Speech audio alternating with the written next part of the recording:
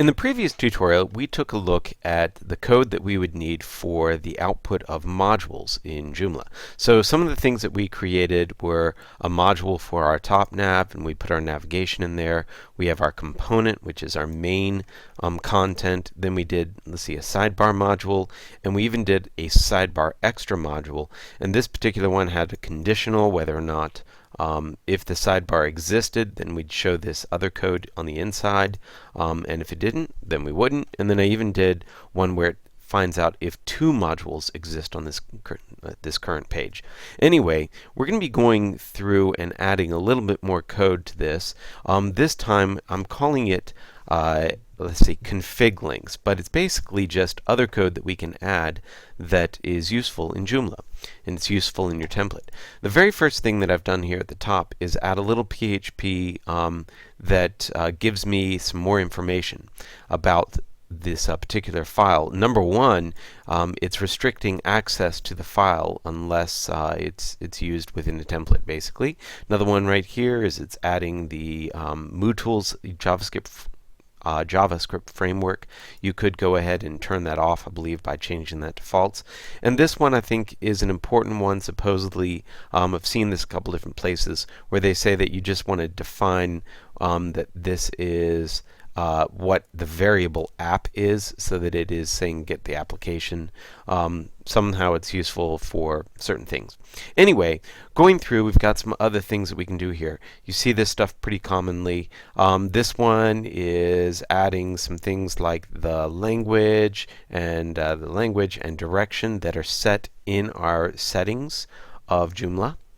Another one right here, this is a really common one.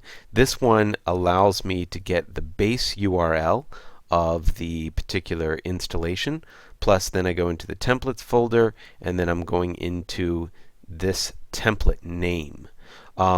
There's probably some code somewhere where you can just do one PHP that echoes all the way to the template itself, but I'm actually not sure what that is. So I commonly see this, echo this base URL, and then you have to put in your template directory, and then the name of the template, and then any other files that you might have. So you could go, forward into a CSS folder.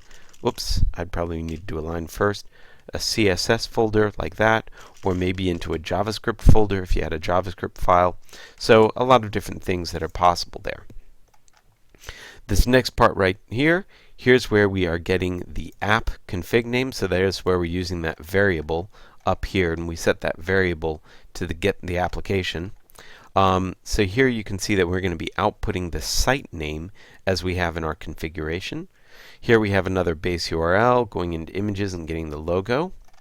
Let's see, I did add a couple other things here to the component, the messages and a debug module, which I think is pretty common.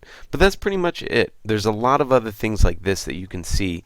You'll have to look at the documentation for Joomla to find out more about these, but any of these get configuration, and then you find out what it is in the configuration that you're getting, and you can output that value, which is anything like that you can do is kind of nice, because it allows you to use your configuration to output data for your particular template.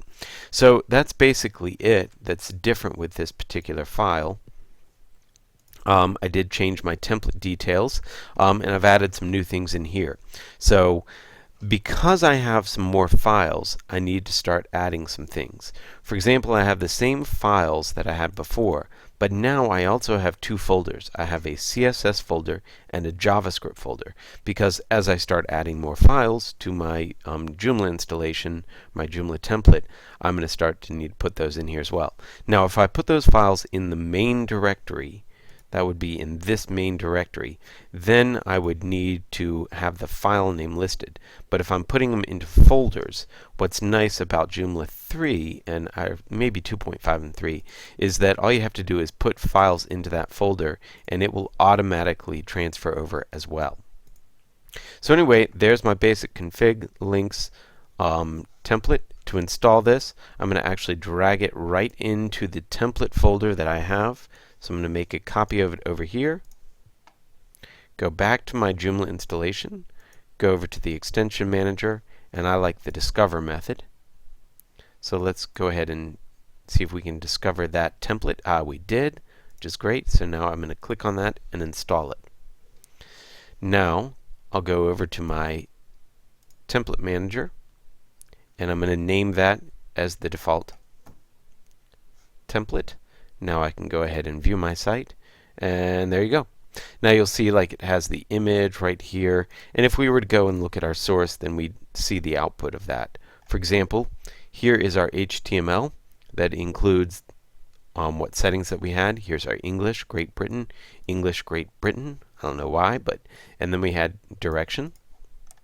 Let's see what else. Here is the link to our CSS file, and that was set by using this code once again. Dun, dun, dun. I need to bring it up.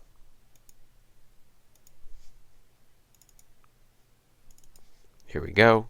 And that was using the base URL right here, then templates, and then echo this template, and that's what allowed me to get that particular output. And then we have some other things. Here's the logo that we have in our images folder. And I guess that's really about it for this tutorial. So not a lot in this tutorial, but definitely using those config links is an important thing, and you do want to check out the Joomla documentation for more of those that you can add to your templates. Let's go on to the next one, where we do a little bit more with actually custom page parameters in Joomla.